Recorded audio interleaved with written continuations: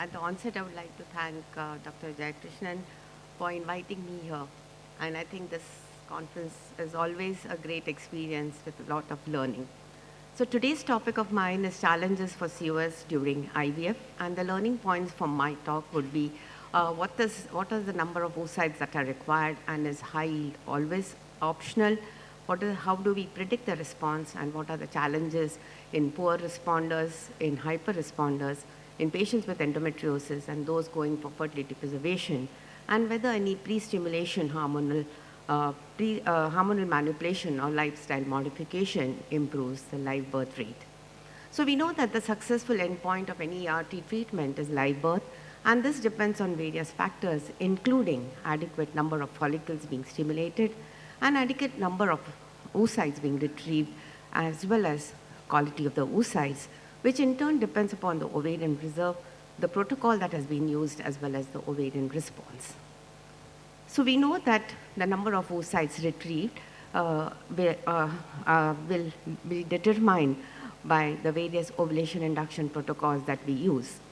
So there was a paper by Sunkara et al. In 2011 who said that probably maximum pregnancies would be achieved when we retrieve 15 oocytes, and it remained same all throughout, even if we retrieved more. But the disadvantage of the study was that they looked only at the fresh transfers. But this paper by Polizos et al. In 2018 said that the number of cumulative pregnancy rates increased, as you can see over here, with the number of oocytes retrieved, and the higher number of oocytes did not affect the oocyte or the embryo quality. But definitely the fresh cycles reduced and the number of frozen cycles increased, and therefore the incidence of cycles having freeze-all also increased. So is always a high yield optimal? Because as we see over here, with the when a patient has a normal ovarian reserve, the live birth peaks at about 15, and 15 oocytes that have been retrieved in a fresh cycle and remains constant, as you see over here, even if the number of oocytes increase. But we can see that the incidence of ovarian hyperstimulation increases steeply after 20 oocytes being retrieved. And with more oocytes being retrieved, we know there's increased discomfort, increased risk of OHSS, as well as there might be decrease in the live birth rate, especially in fresh cycles. We also need to look at the number of oocytes that are necessary to obtain one euploid blastocyst, and this basically depends upon the age. And if it's less than 35, the euploidy rate is almost 60%, and you require about 6 oocyte complexes. If the age is between 39 and 40, the euploidy rate is about 30%, and we require about 10 oocytes to obtain one euploid blastocyst, whereas after the age of 40, the euploidy rate is only 20%, and what we require is 16 oocytes to obtain one euploid blastocyst. And it's not the number of blastocysts which determines the euploidy rate, but it is the age of the patient which determines the euploidy rate, and it is the lowest, it's highest when the age is less than 35 years, and it decreases as the age increases. And therefore, choosing the correct dose is important to avoid poor as well as excessive response, which is basically dependent on the ovarian reserve. And we have to make sure that the ovulation induction protocols are efficacious and safe for prevention, and they prevent the late follicular phase progesterone rise, result in a pregnancy, prevent poor response, as well as there is a lower risk of ovarian hyperstimulation syndrome as well as multiple pregnancies, and decrease imprinting disorders and epigenetic abnormalities, as well as result in better neonatal outcome. The selection of the right stimulation protocol is based on the ovarian reserve test, and these basically include age, AMH, and antral follicular count, which is then amended further for BMI. So depending upon the ovarian reserve, we can choose the protocol. So if the AFC is less than 7 and AMH is less than 1.1, the starting dose is usually 300 IU, and the maximum dose should, more than that is not recommended. One could either use a long agonist, antagonist, microflare, or a natural or a modified natural cycle protocol. When the AFC is between 7 to 14 and AMH between 1.1 to 3.5, the starting dose is usually 225, and one can increase it to about 300, and one could use either an agonist or an antagonist protocol. But when it is high, that is AFC is more than 14, and the AMH is more than 3.5, usually we start with 150, and the maximum dose what we use is about 225, and one antagonist protocol is preferred. And depending upon the response, we could either use HCG or GnRH agonist for trigger. And you look at the various guidelines, it really does not make a difference whether we use a urinary or a recombinant FSH, or we use human menopausal gonadotrophins for stimulation, as all are equally effective. And when we talk about adding LH, basically one could use either recombinant LH or HMG, and it really does not make a difference in these patients.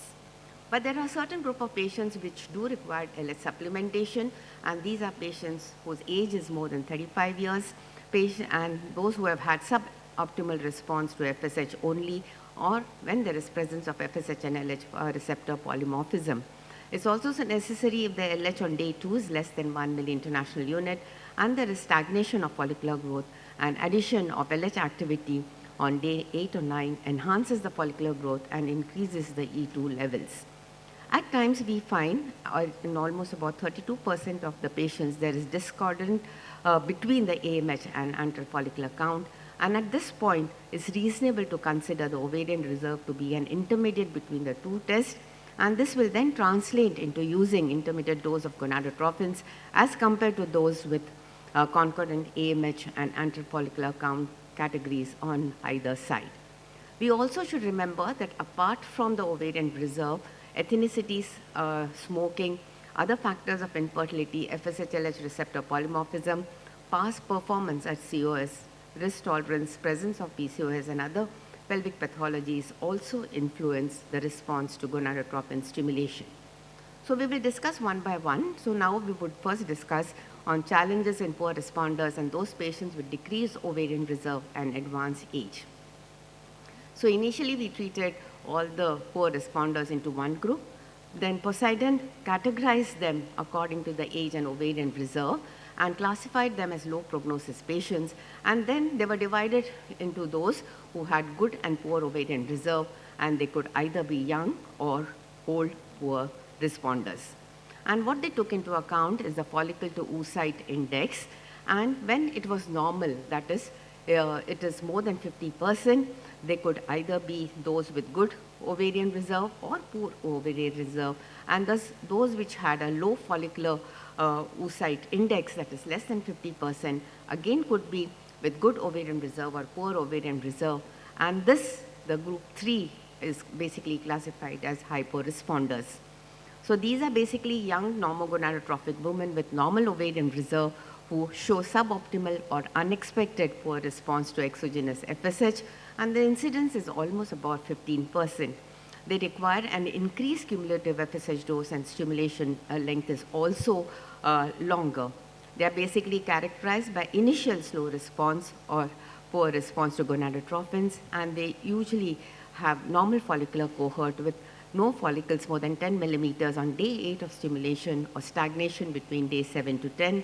They reflect hyposensitivity of the granulosa cells to the standard FSH dose and basically are related to FSH and LH receptor polymorphism, which is specific to a single nucleotide polymorphism. So what protocols do we use then in this group of patients? So the group 1, wherein the age is less than 35 with normal ovarian reserve, one could add LH or increase the FSH dose, and these are helpful in improving the follicular output ratio, and probably other pharmacogenic approaches may also be helpful.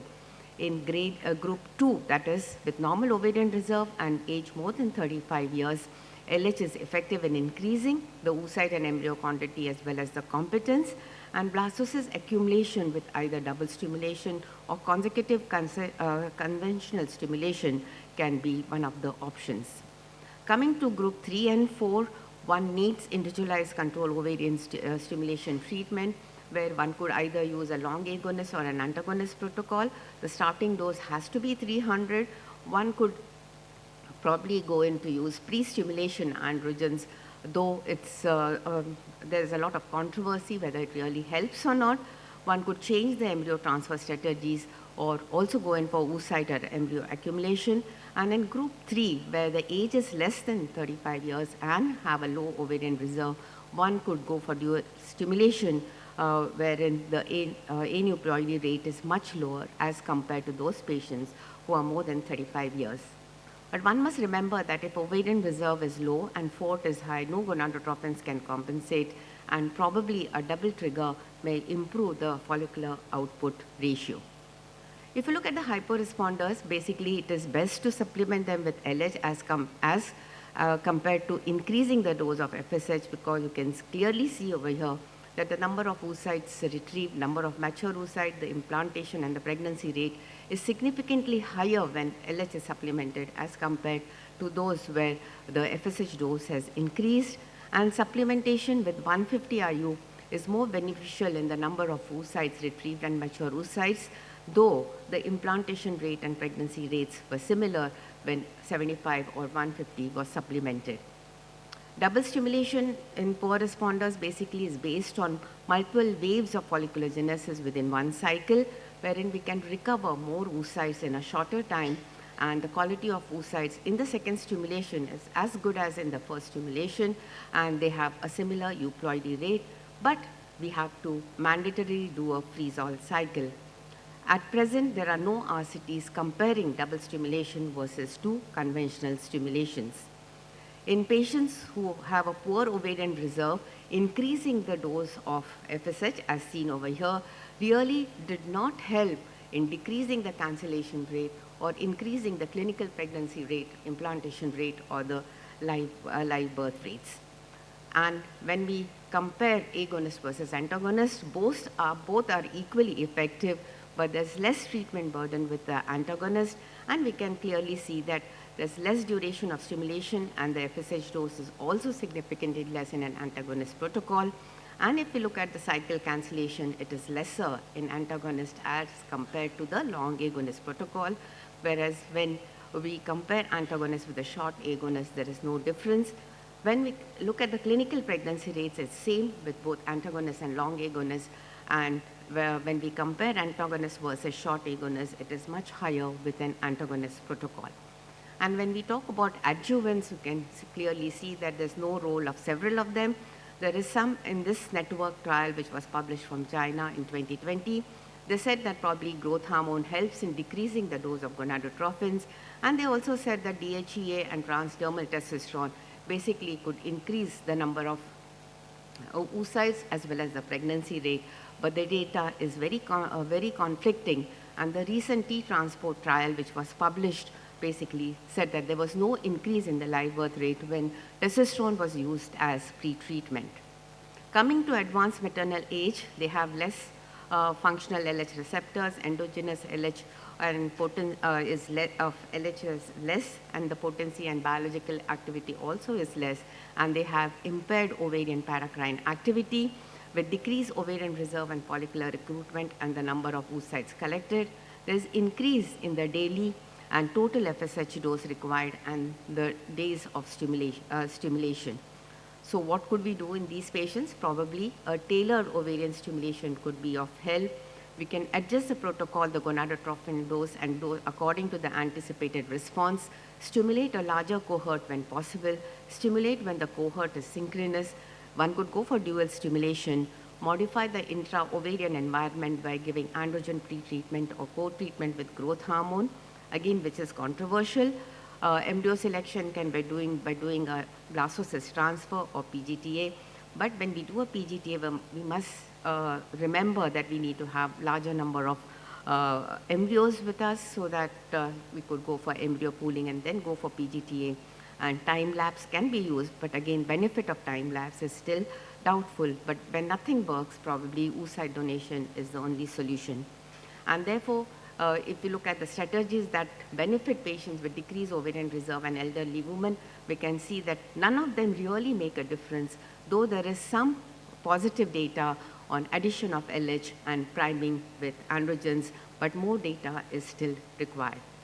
Coming to challenges in patients with PCOS, we know that the biochemical, metabolic, and endocrine changes in PCOS can result in reproductive impairment in women with PCOS, and with controlled ovarian stimulation, there is an unpredictable response. The response may be slow. There could be hyperresponse with ovarian hyperstimulation. There's increased risk of cyst formation, poor oocyte quality, miscarriage, as well as cycle cancellations. And therefore, the protocols should increase the efficacy to prevent the late follicular phase progesterone levels. One should go for single embryo transfer to prevent multiple pregnancies, and freeze all to increase the pregnancy rate.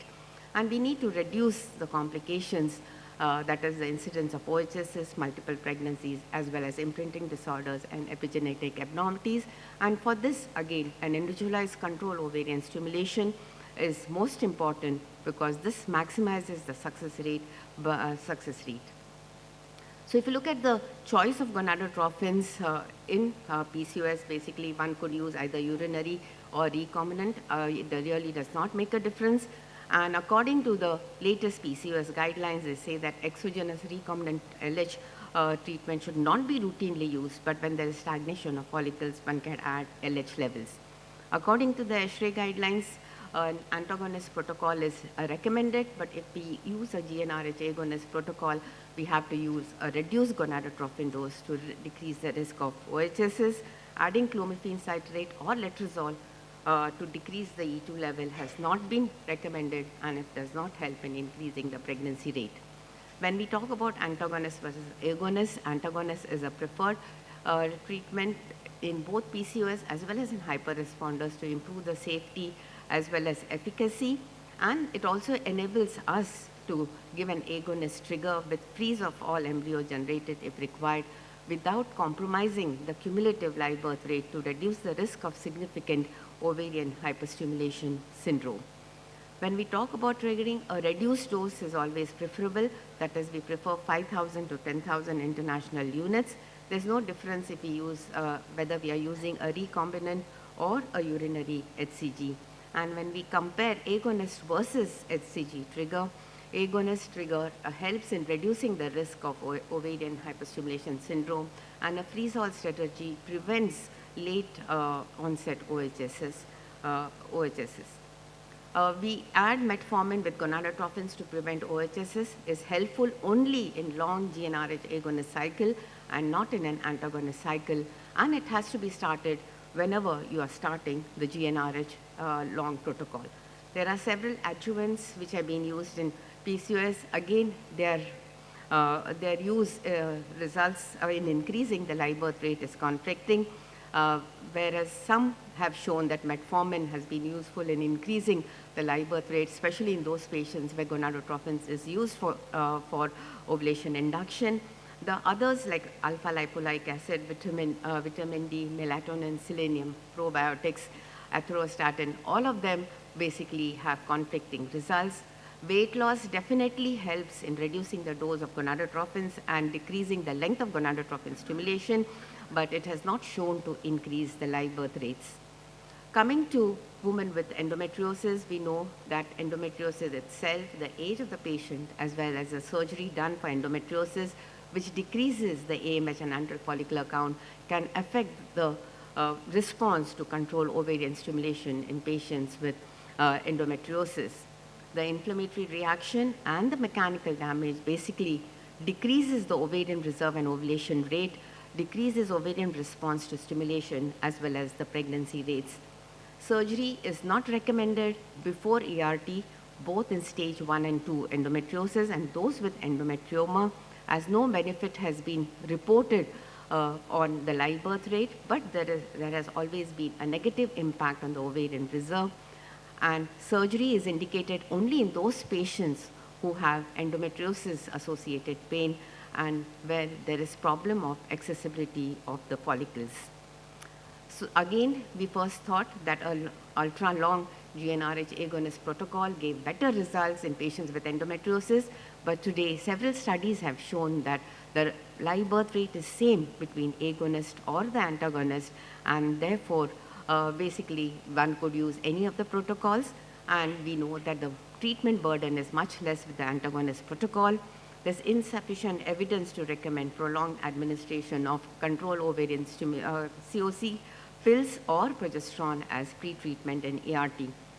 So in endometriosis, the clinician should remember that they face a challenge for selecting a proper gonadotropin starting dose. This inadequate starting dose leads to insufficient follicular recruitment, which results in iatrogenic poor response. And on the contrary, an excessive starting dose is associated with excessive recruitment of follicles, leading to increased incidence of OHSs. Therefore, basically, the dose selection should be based on AMH and antral follicular count, and high starting dose may increase progesterone levels during COS, and finally increase is the cancellation rate of transfer in fresh cycles or decreases the pregnancy rate due to unsynchronized development of the endometrium and the embryo. My last part, which deals with the challenges in patients who have cancer and who come to us for fertility preservation, because we know that there is urgency of starting treatment in this group. We need to have short protocols to reduce the delay of starting chemo or radiotherapy. We have to minimize the risk of ovarian hyperstimulation syndrome, and at the same time obtain enough oocytes, avoid high E2 exposure, especially in patients with breast cancer or those having ER and PR positive cancers. And in breast cancer patients, oocytes may be at a risk for DNA damage, especially in those who have BRCA gene mutations. And in younger patients who are adolescent, it is difficult to decide the dose because the AMH and antral follicular count may be misleading, and the monitoring techniques basically may not be adequate. And we also should remember that cancer increases the catabolic state, stress and malnutrition, resulting in an adverse effect on all organ systems, and also results in decrease in the ovarian reserve. One could use either a conventional or random start protocol, add letrozole in hormone-sensitive cancers, or use double stimulation. Basically, when we go for early and mid follicular, here the follicular size is less than 12 millimeters, and we start the stimulation and we add antagonists when the leading follicle is 14 millimeters. When we stimulate in the late follicular phase, we know that the follicles could be more than 14 millimeters, and therefore we induce ovulation with GnRH agonist. And after ovulation, we start the gonadotropins as in luteal phase protocol, and start the antagonist basically when the leading follicle is about 14 millimeters. Letrozole can be added to reduce the E2 levels in ER/PR positive patients, either both in the conventional as well as random start protocol. Coming to the selection of trigger, basically we could use either a recombinant or urinary HCG, and a reduced dose is probably recommended of that is of 5,000 recommended over 10,000, and basically when we use recombinant 250 is enough to stimulate. But when we are giving a GnRH agonist trigger, we know at times we could have suboptimal response, which is seen in about 5.2% of the cases, and it is usually seen in those patients who have a low FSH and LH on day 2, or a low LH on day of trigger, and in patients who are given oral contraceptive pills pre-treatment. And therefore, it should be used only in those patients who have a LH value of more than 0.5 on the day of trigger. One could also go for dual trigger, wherein we give concomitant GnRH agonists and HCG, or a double trigger where GnRH agonist is given 40 hours prior to oocyte retrieval, and HCG is given 34 hours prior to oocyte retrieval. So when do we give dual trigger?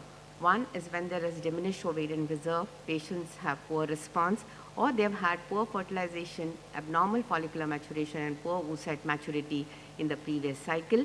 And double trigger is basically given when there's high proportion of immature oocytes and when the FORT is less than 50%. But according to the ASHRAE guidelines, they do not recommend either dual or double trigger, despite the patients having a low maturation, recovery, or fertilization rate in previous cycles. Coming to treatment in the pre-stimulation phase, which could be either hormonal manipulation in the form of giving estrogens, progesterone, combined OC pills, or GnRH antagonist, which basically is given for synchronization of the follicular development, for preventing the occurrence of early large follicle or spontaneous LH surge, and for reduction in cyst formation, or basically many a times it is given for scheduling IVF cycles to avoid work on weekends and on holidays. Coming to lifestyle, we know that obesity increases to time to conception by twofold and underweight by fourfold, and smoking we know has a relative risk of infertility in 60%, alcohol also in 60%, caffeine decreases the fecundability, and using other drugs and environmental toxins again increase the risk of infertility. We know that weight loss can improve ovulation, especially in obese PCOS, and increase the number of mature oocytes obtained in both poor responders as well as in PCOS, but the effect on improving live birth rate is not known, and bariatric surgery is usually considered if the BMI is more than 35. This paper by Legro et al. Said that though lifestyle intervention is the first intervention in patients with PCOS, but there are several questions which are still unanswered, and that is who to intervene, how best to intervene, and the degree of weight loss and period of stability that is required to improve the results. And therefore, eating healthy, including physical exercise, sleeping adequately at a proper schedule, and de-addiction basically decreases the risk of chronic inflammation, oxidative stress, and genetic and epigenetic mechanisms across multiple generations.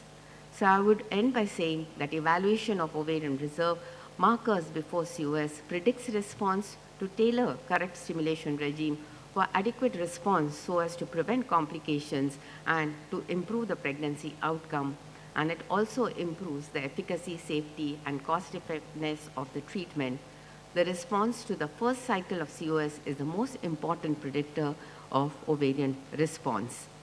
Substitution of outcome parameters like follicular number, oocyte number, embryo number, implantation rate, and pregnancy rate per cycle with healthy term live birth rate basically based on ORT decreases the risk of complications, patient discomfort, stress, and anxiety, as well as cost to the patient. And therefore, choosing ovulation induction protocols based on patient characteristic, LH levels, and using appropriate gonadotrophin type and dose and proper appropriate analog helps in increasing the livelihood of live birth rate. And it's important that we need to balance the benefit with evidence during control ovarian stimulation for ART. I thank you all for a patient hearing.